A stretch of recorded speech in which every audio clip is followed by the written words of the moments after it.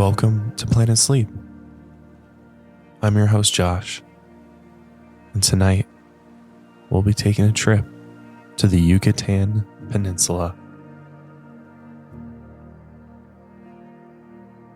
The beginning and end of many reigns exist within the Yucatan.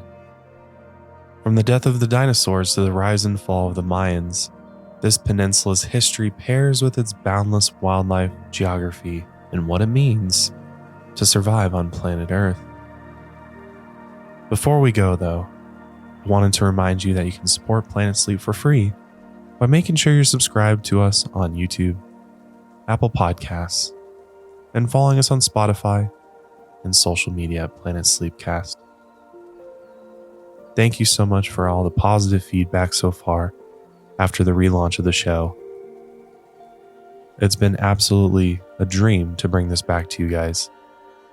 I have so much fun creating this podcast, and to see it help so many people get better rest and relaxation makes all the hard work worth it in the end.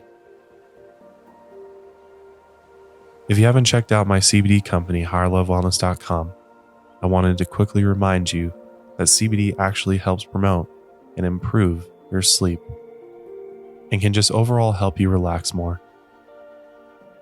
So if you want to check us out, it's higherlovewellness.com. All of our products contain no THC. They're legal in all 50 states, and we even ship them internationally. We just recently brought back our CBD vape tanks, and it's a great way to get a burst of CBD whenever you need it. Just a few puffs, and you'll be chilling in no time. But let's go ahead and start our journey into the Yucatan Peninsula.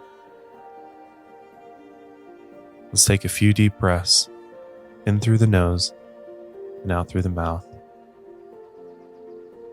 Get ourselves centered for this journey ahead.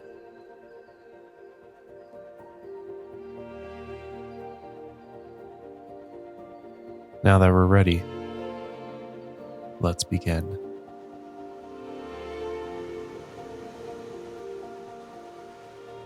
The smell of the ocean breeze curls over the tropical beds of trees, limestone, and sand. Jetting out into the ocean, the balmy countryside of the Yucatan Peninsula divides the Gulf of Mexico from the Caribbean Sea. Its coastline curves along the warm ocean shores.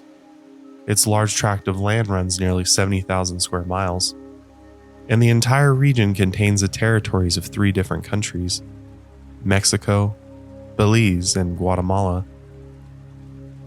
Within its borders, the modern-day cities of tourism swarm with people looking for warmer days and incredible sights. And beneath the vast green canopy of trees along the countryside, the lost world of the Mayans lay hidden. The history of these lands reaches back to the times of the most powerful ancient civilizations. And the farther back you go, you understand that even more powerful beings used to roam the limestone lands of the Yucatan. This peninsula was where one of the earliest signs of human life existed in Central America. By coincidence, it's also where a massive extinction event once began. As you stand along the peninsula's northern coast, all is calm. The ocean water sends constant waves to the bright shore, and the tree leaves shake with the breeze. As you look out towards the water, you would have no idea a lethal asteroid once landed here millions of years ago.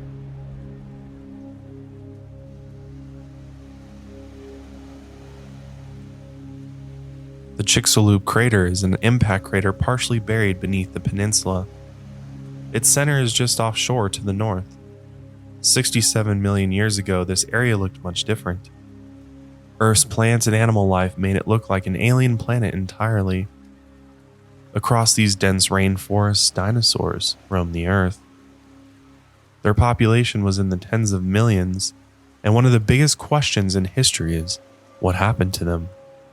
It's believed that the region where you stand was once the location of the largest impact event in the last 1 billion years. Its evidence can be seen in the layers of the Earth from 66 million years ago. High traces of iridium lie in this layer of rock beneath the surface, one of the crust's rarest elements, and it's far more common in asteroids in outer space.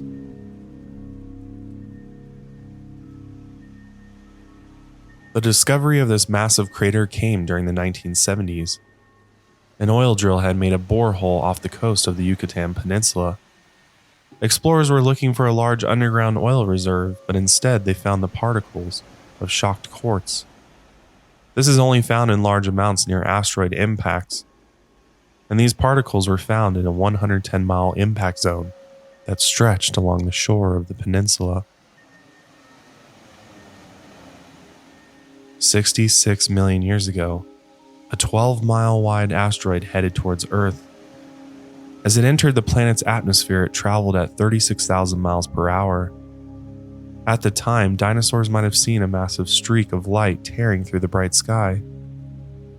In all its brilliance, they had no idea this beautiful, shining light would be their end. Moments later, an explosion roughly the size of 100 million megatons shook the Earth. Water and crust soared into the sky, and the Earth would never be the same. Everything within 1,000 miles of the impact perished. Earthquakes, tsunamis, volcanic eruptions, and wildfires consumed the planet. The sun became blocked by the smoke and debris, and this disaster would lead to the end of the dinosaurs. What was left behind was the 110-mile wide impact crater you see today. At first, it was a massive hole in the Earth's crust filled with magma.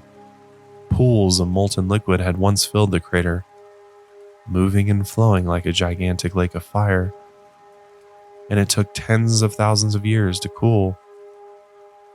Now you wouldn't know the difference as you look out at the tropical landscape where fields of trees meet the shoreline, and a salty breeze comes in from the ocean.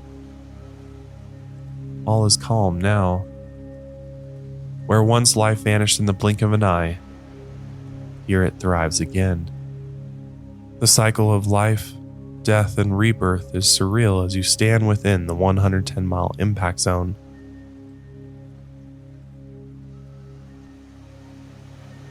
Along the shore, a loggerhead sea turtle casually turns its fins in circular motions and glides through the water in search of food. He is one of many now living in the center of the crater. His squinty eyes appear above the surface for a moment while he catches a breath of air. And after a moment, he's back under. The sunlight sends gentle rays through the water's surface, and you can see his shell's rough shape and color through the clear waters. They love the warm coastal waters of the Yucatan. And as they swim around the shore, they are peaceful creatures that keep to themselves. But when they're hungry, their powerful beaks can snap through their food with incredible force. They have quite the appetite since they're the second largest marine turtle in the world, and they're typically around 3 feet long. As it makes this coast its home, it won't stay for long. They're known to migrate hundreds, sometimes thousands of miles through the ocean to find new homes. And when the time is ready, they climb up on the sandy beaches to lay their eggs. No matter how much they travel, they're known to return to the beach they were born and lay their eggs there. Once they're born, they're a measly 2 inches long, and they scuttle through the sand towards the ocean where they find safety. Along this path to the water, they must be careful of the birds and the other animals that prey on them. The journey can be quite treacherous. But once they reach the sea and they swim far away from the land, and they spend years out at sea before ever returning to land. Unfortunately, their habitats are at risk. Human interference has destroyed their egg-laying habitats, and commercial fishing has disturbed their waters. They're currently endangered, but as conservation efforts continue to protect their nests, the turtles live on.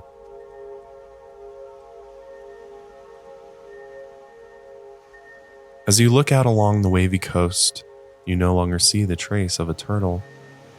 Although you know somewhere beneath the sand their eggs lie, and somewhere out at sea, They scavenge for food.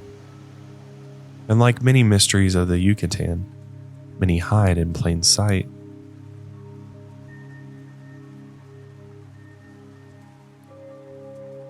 Away from the coast, you head deeper into the endless forest. You make your way through the trees towards a well-known hub of Mayan culture. But this land's history has been mysterious and challenging to understand, and even its name is a highly debated topic. When the conquistadors first landed in the peninsula in 1517, they asked the Mayans the name of their settlement. The Mayans responded saying they didn't know, speaking in their native language. But to the Spaniards it sounded like they said Yucatan, and so the name stuck. Another theory is that the name has something to do with the native plant, the yucca. This plant can be found all through Mexico. Its leaves are spiky, and above they often show off their big white flowers. But whatever was lost in translation stuck, and so the land was named Yucatan.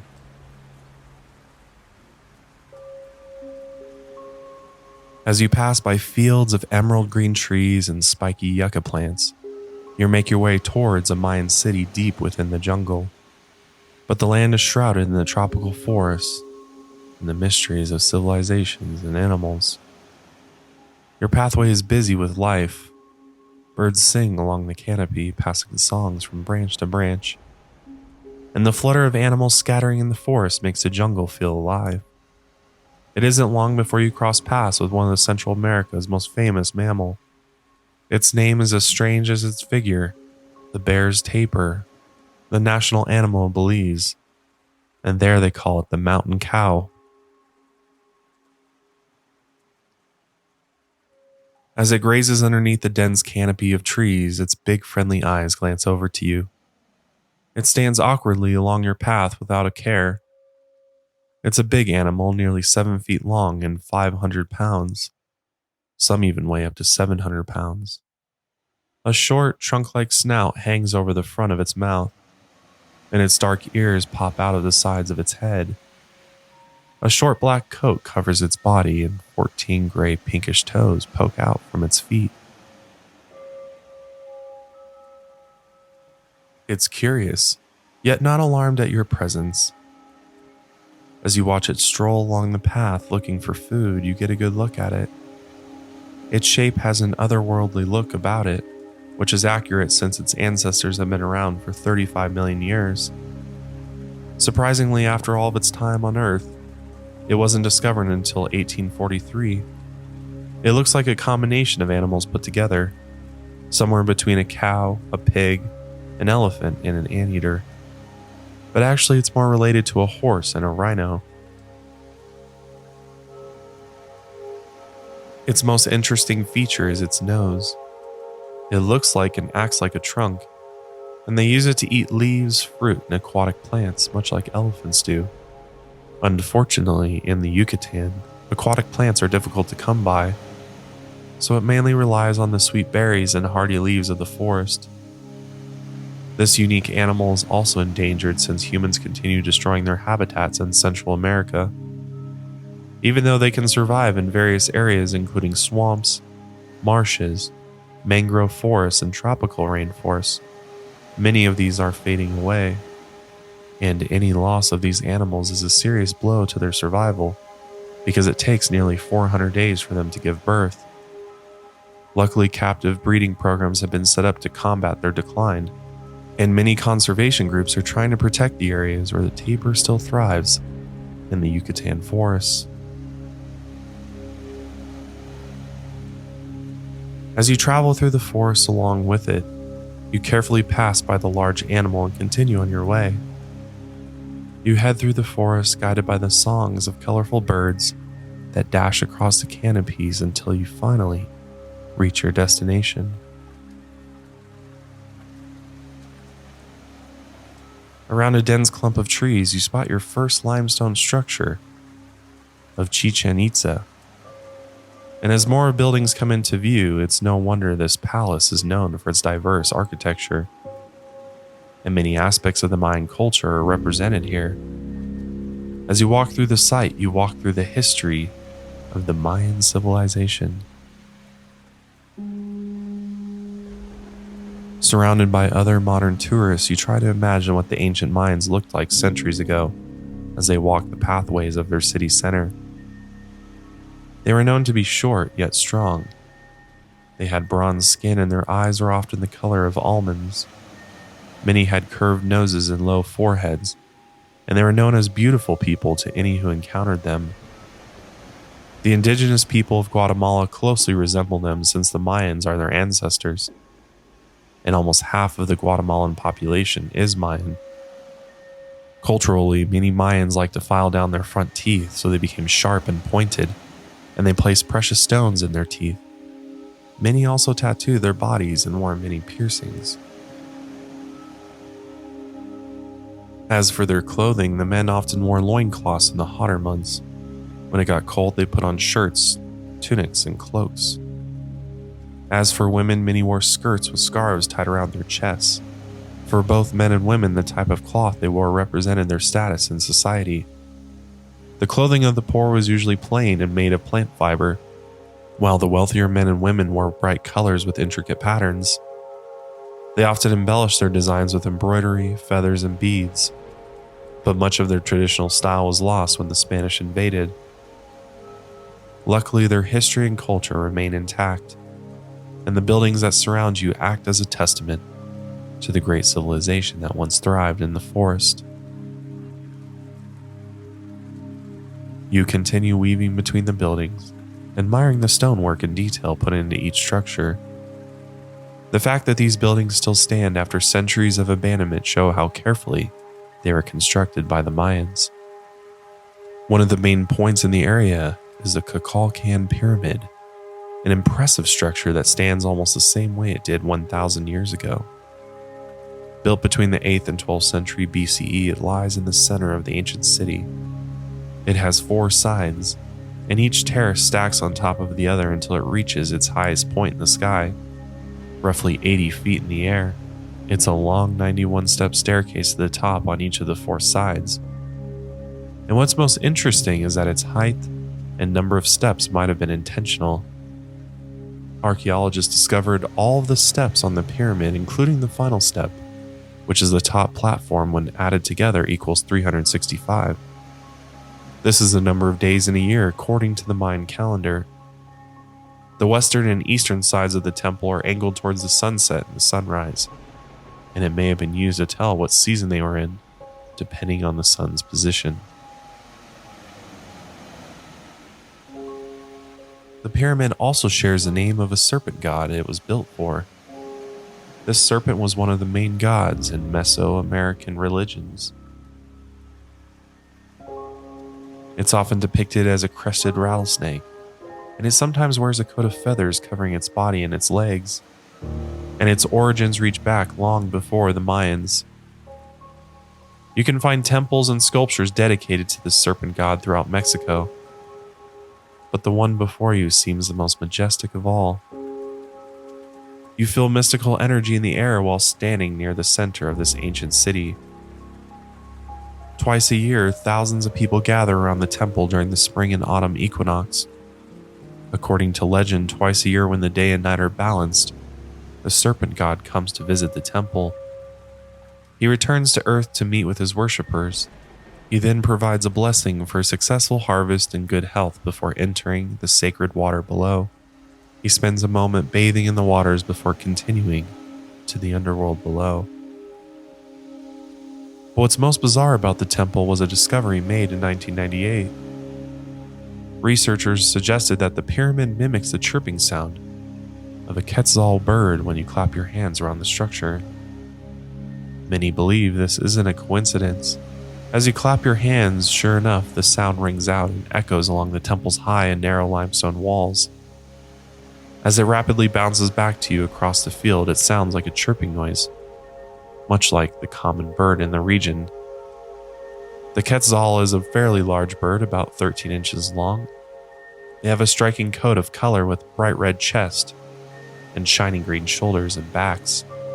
Even with these vivid colors, it could be hard to see in their natural habitat. The shining green and the bright red berries of the trees hide their colors. and their name comes from an old Aztec word meaning large, brilliant tail feather. According to Mayan legend, long ago in these lands, birds, trees, butterflies, and mammals appeared in all shapes and colors, and the Great Spirit guarded the Mayan world.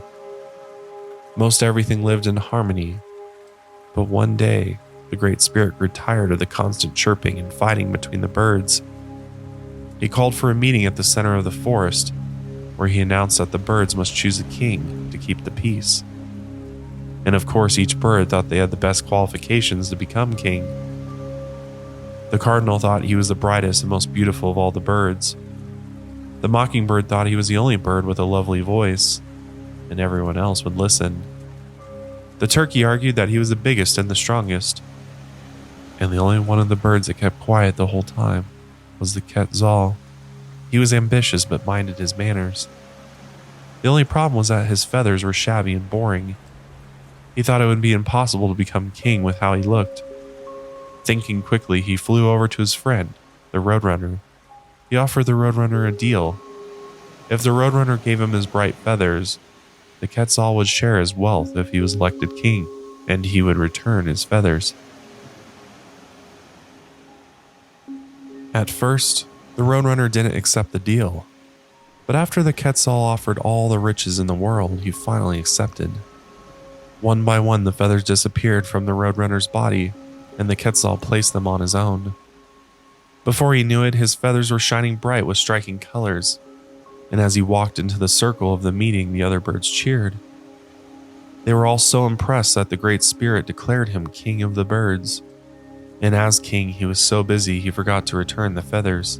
And a few days later, a group of birds noticed that they hadn't seen the Roadrunner in a while, sent out a search party to go find him, where they eventually found him deep in the forest, naked, trembling, and nearly dead of hunger.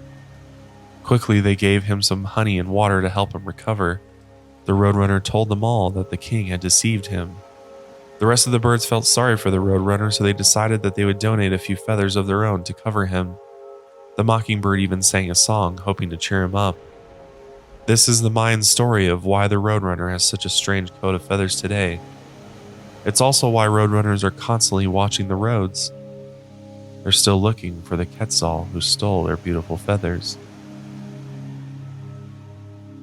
These stories might not be the scientific explanation for why the local birds look the way they do, but they reveal how the Mayans had a deep interest in their natural surroundings and enough respect for the wildlife around them that these stories have survived centuries.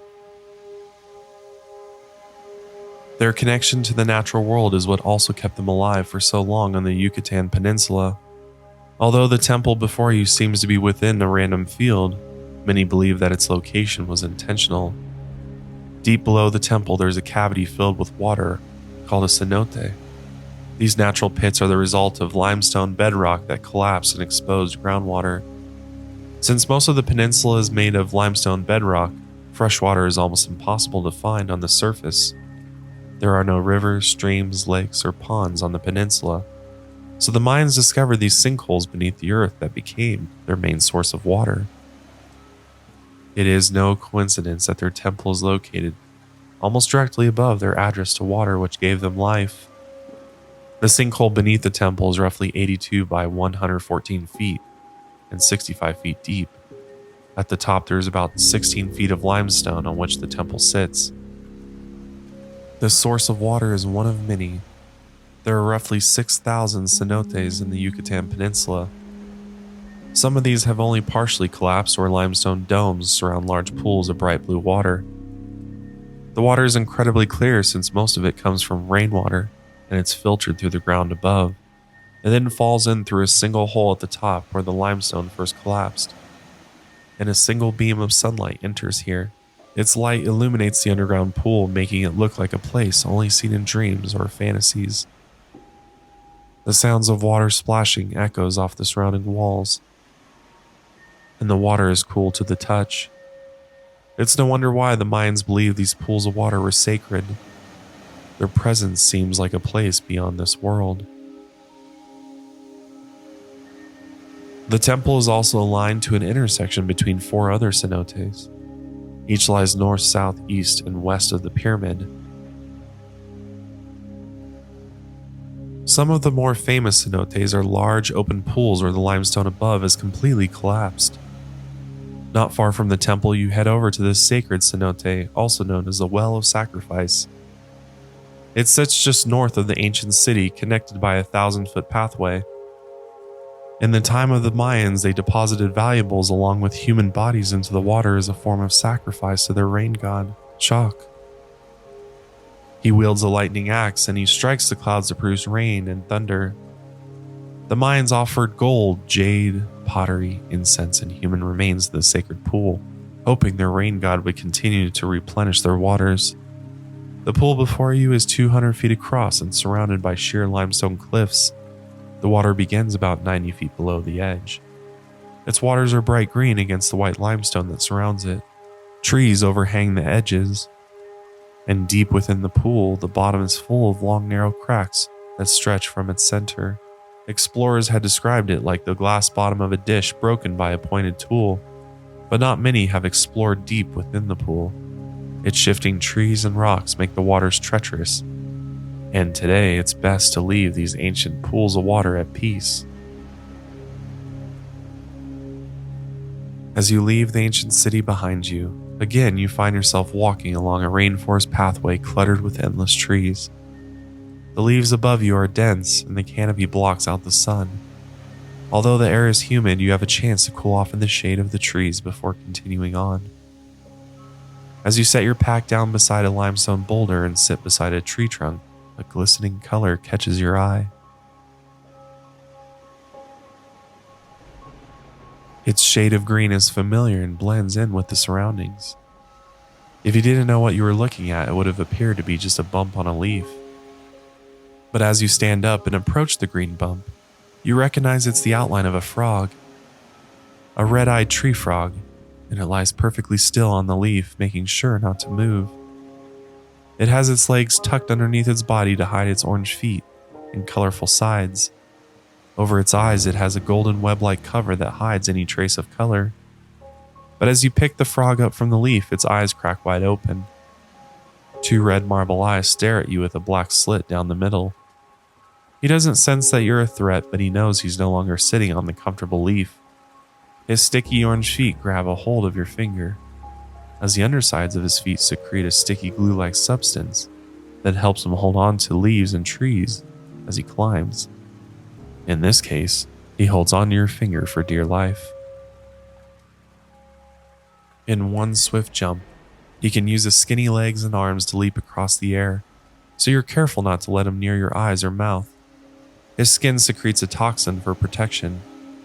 Carefully you hold him as his chin bobs up and down as he breathes. His mouth cracks open, and you see his slimy tongue. He can use this to catch insects, which he loves to eat, and they love to spend their time climbing trees and finding insects high in the air. After getting a good look, you set him back down on the leaf, where he curls back up and closes his eyes. He once again becomes just another strange-looking bump on a leaf, and you follow his example. You sit back down on a nearby log and take a short rest before continuing onward.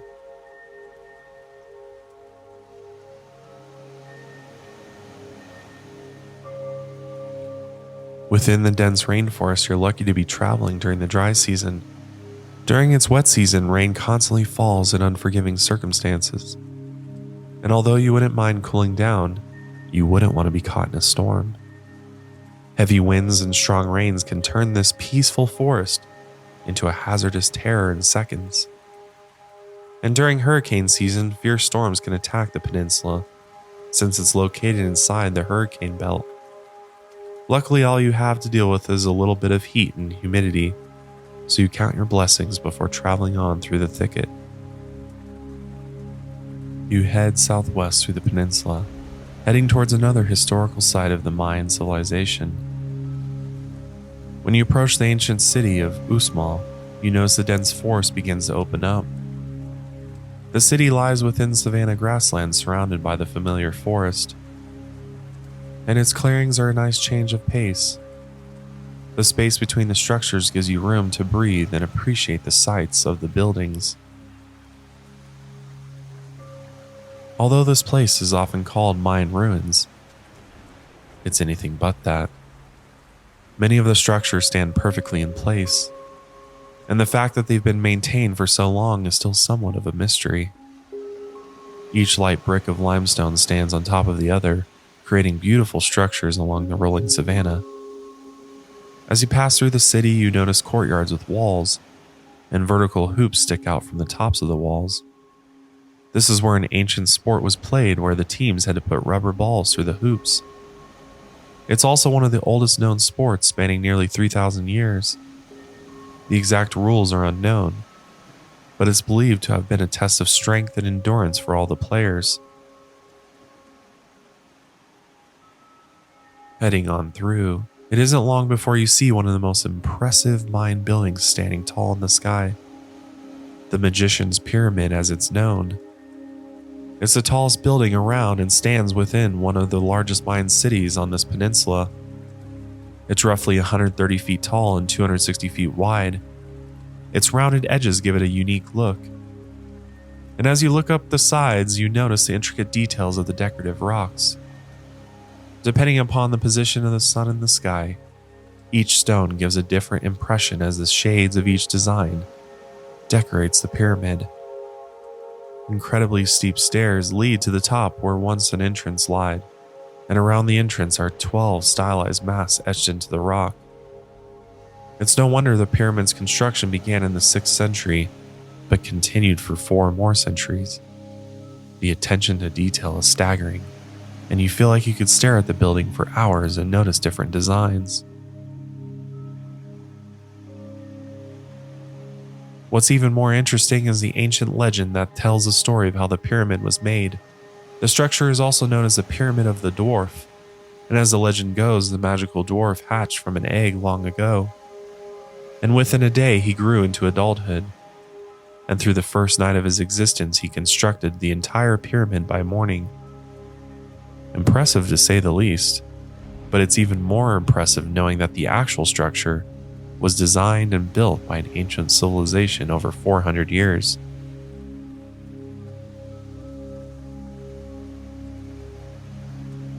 Evening approaches, and as you sit in the tall savanna and breathe in your historical surroundings, you rest your head on a soft patch of grass. Staring up, the peak of the pyramid takes up the corner of your eye, and sparse clouds slowly float through a sea of blue sky above. The sun begins to rest at the edge of the sky, and crickets begin to chirp.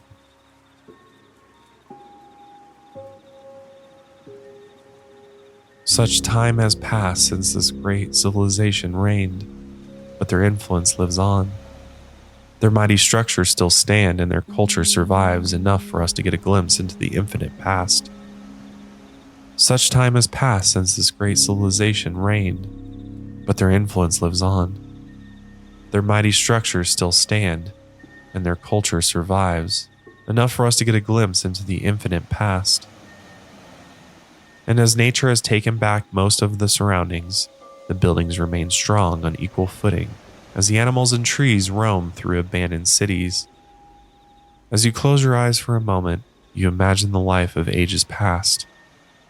As men and women search the land for cenotes hiding deep in the ground, water pooling within the limestone. Their leaders climb endless stairs to the top of pyramids, and the athletes sink rubber balls through courtyard hoops in front of a rowdy audience. And what was once history soon becomes just another dream.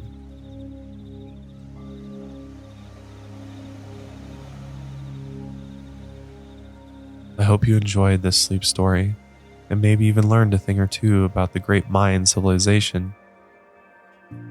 It is time for me to go, but I will see you very, very soon on our next adventure to Planet Sleep. Until next time, sleep easy, my friends.